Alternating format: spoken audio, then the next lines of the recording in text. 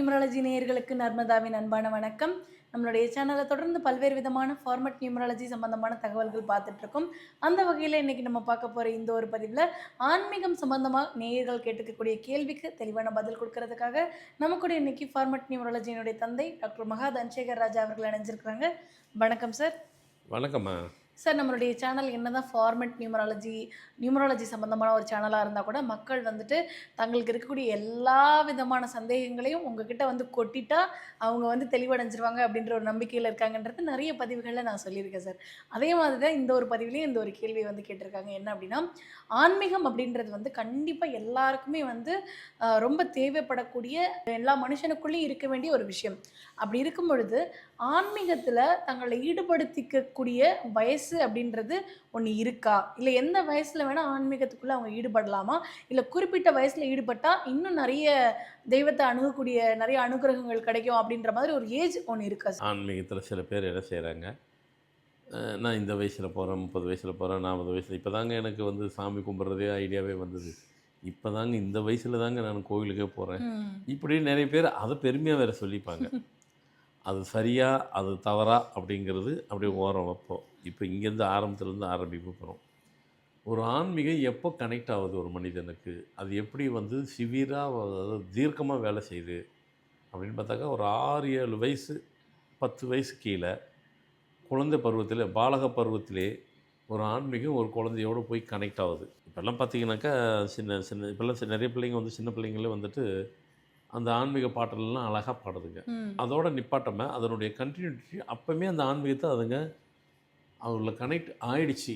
அதாவது பாடுறது மட்டும் இல்லை, அந்த பொயட்ரி பாடுற மாதிரி பாடாமல் ஸ்கூலில் பொயம் பாடுவாங்க, அதே மாதிரி இதையும் பாடாமல் இதுக்கு ஒரு மெனக்கட்டு டெய்லி இது ஒரு அந்த பசங்க அந்த அந்த அந்த குழந்தைங்க பெரியவங்க தான் அதை எடுத்து செல்லணும்.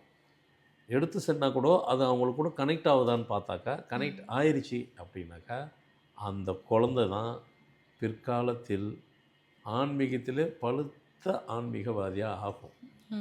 அந்த குழந்தைகிட்ட இறைவன் வந்துட்டு கனெக்ட் ஆயிடுவார். அந்த குழந்தை வளரும்போதே, வளர்ந்துக்கிட்டு வரும்போதே அதனோட லைஃப்பில் அத்தனையும் அது கிடச்சிரும்.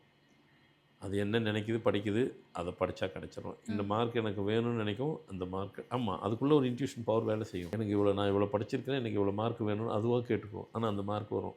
அது பெரிய பிள்ளை ஆனதும்போது சொல்லும், நான் அப்போல்லாம் நான் என்னென்ன கேட்டோம் அதெல்லாம் கிடச்சிது அப்படின்னு. என்னென்னாக்கா அந்த குழந்தைங்கள் கூட இறைவன் கனெக்ட் ஆகிடுறாரு. பின்னாடி இருந்து இயக்குவார். கனெக்ட் ஆகிறதுன்றது வந்து இறைவன் அந்த குழந்தையோடு இயக்குவார். இப்போ அந்த குழந்தைக்கு இப்போ 20 வயசே ஆயிடுச்சு. அப்போ பெரிய பாலங்க டீனேஜுக்கெல்லாம் கடந்து வந்துட்டுருக்கு. இப்போயும் அது என்ன நினைக்குதோ அது கிடைக்கும். அப்படியே லைஃப்பும் போயிட்டே இருக்குது. அப் டு லைஃப் வரைக்கும் பார்த்திங்கனாக்கா அதனுடைய கடைசி காலம் வரைக்கும் அது கிடைச்சது, நினச்சது எல்லாமே நினச்சதெல்லாம் கிடச்சிரும். ஆனால் அந்த பருவத்தில் போய் கனெக்ட் ஆகணும். அந்த பருவத்தில் ஆன்மீகம் உள்ள நுழையணும். அதை விட்டுட்டு சில பேருக்கு 17 வயசில் தான், டீனேஜில் தான் ஆன்மீகம் வருது. இப்போ 17 வயசு ஆன்மீகம், அது டீனேஜில் என்ன வருங்கிறது எல்லாத்துக்கும் தெரியும். ஆனால் அது வராமல் அப்போ தான் ஈடுபாடு அதிகமாக ஒரு ஒரு பெண் பிள்ளைக்கோ ஆண் பிள்ளைக்கோ ஆன்மீகத்தில் ஈடுபாடு அதிகம் வந்துருச்சுனாக்கா, அந்த அந்த 6-7 வயசு 10 வயசுக்குள்ளே ஒரு குழந்தைக்கு என்ன பவர் இருக்கோ அதோட 2 மடங்கு இதுக்கு இருக்கும். ஏன் அப்படின்னா, டீனேஜில் ஆன்மீகம் வராது. டீனேஜில் வேறு தான் வரும். அப்போது வர நேரத்தில் ஆன்மீகம் உள்ளே வருதுன்னு சொன்னாக்கா அது 2 காரணம்.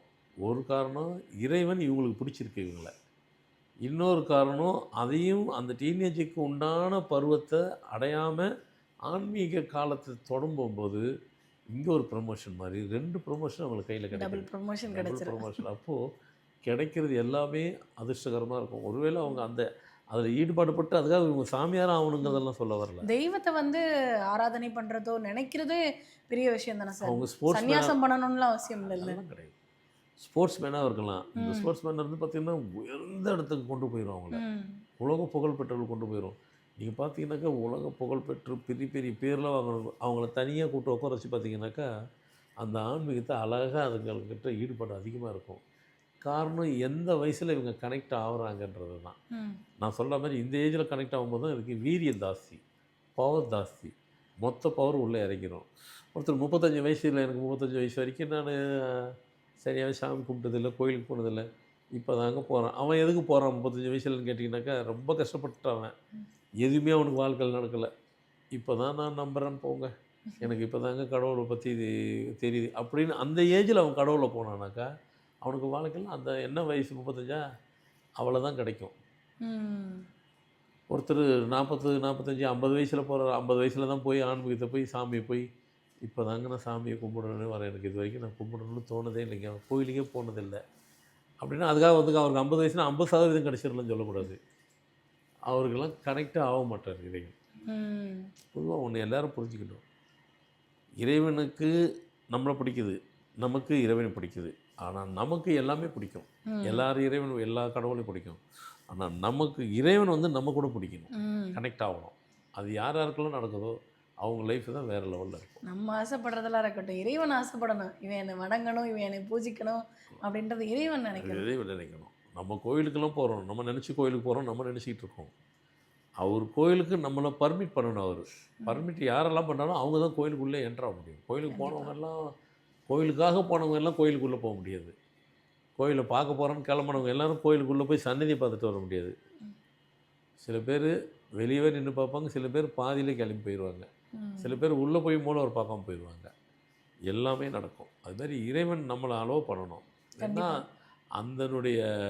அந்த பரிசாத்தம் வந்து நமக்கு புரியாமல் இருக்கலாம், ஆனால் அதுதான் உண்மை. அது மாதிரி எந்த காலகட்டத்தில் இறைவனோடு நம்ம கனெக்ட் ஆகிறோமோ அப்போ தான் வந்து அந்த காலம், அந்த ஏஜை பொறுத்து தான் அது நம்மளோட இறைவன். இது வந்து இது சராசரி ஒவ்வொரு மனுஷனுக்கு. அதனால தான் வந்து பார்த்திங்கன்னா சில பேர் 40 வயசு 45 எனக்கு எதுவுமே நடக்கலை, நான் நினச்சதெல்லாம் கிடைக்கலன்னுவாங்க. அப்படின்னா என்னது, நீ இப்போ தான் கடவுளை நம்பின, அதான் மேட்ரு. சில பேர் 50 வயசு இருக்கும், எதுவுமே வாழ்க்கையில். நீ 50 வயசில் தான் கடவுளை கும்பிடணும்னு ஆரம்பிச்சிங்க. அப்போது உங்களுக்கு தேவைப்படும் போது தான் கும்பிடணும். அதாவது உங்களுக்கு பிரச்சனைகள் ஹெவியாக வந்ததுக்கப்புறம் தான் தேடுறீங்க. அப்படிலாம் ஆக முடியாது. இது ஆன்மீகத்திலலாம் அதெல்லாம் கணக்காகாது. அதெல்லாம் அதுக்கு தான் அந்த குழந்தைங்களுக்கு அப்போது இருக்கிறதுல 2 இது தான். ஒன்று வந்து அந்த குழந்தை பருவத்திலே கனெக்ட் ஆகுது பாலகனில், இன்னொன்று டீனேஜில் 17 வயசில் போய் கனெக்ட் ஆகுது. 17 வயசில் கனெக்ட் ஆகி இப்போ அவருக்கு 45 வயசு கூட இருக்கலாம். ஆனால் 17லேருந்து 45 வயசு வரைக்கும் இடப்பட்ட வாழ்க்கையை வந்து பார்த்திங்கனாக்கா அவங்க நினச்சி பார்க்காத வாழ்க்கையை வாழ்வாங்க.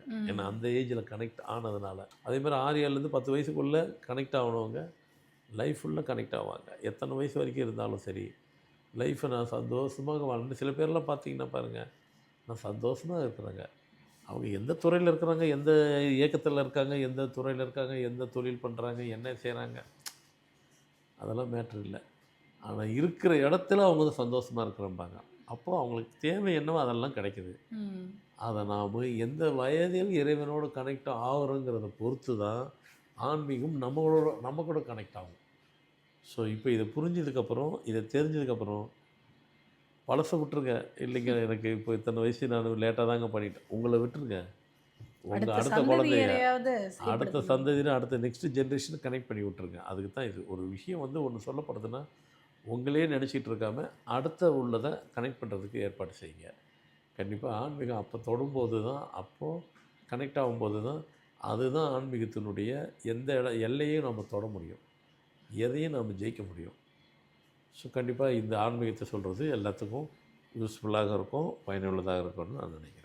கண்டிப்பாக சார். ஏன்னா வந்து ஆன்மீகத்தில் வந்து இறைவனை நம்ம வந்து நாடி போகும்பொழுது எந்த அளவுக்கு நமக்கு பாசிட்டிவிட்டி எனர்ஜி கிடைக்கும் அப்படின்றது வந்து எல்லாருக்கும் தெரியும். அது இந்த வயசில் சரியாக நெறிப்படுத்தும் பொழுது அவங்களுக்கு வாழ்க்கையில் எல்லாமே ஜெயமாக இருக்குன்னு சொல்லியிருக்கீங்க. கண்டிப்பாக பார்த்துட்டு இருக்கக்கூடிய நிறைய பேருக்கு இது பயனுள்ள தகவலாக இருக்கும் நம்புகிறோம். ரொம்ப நன்றி சார். வணக்கம்மா.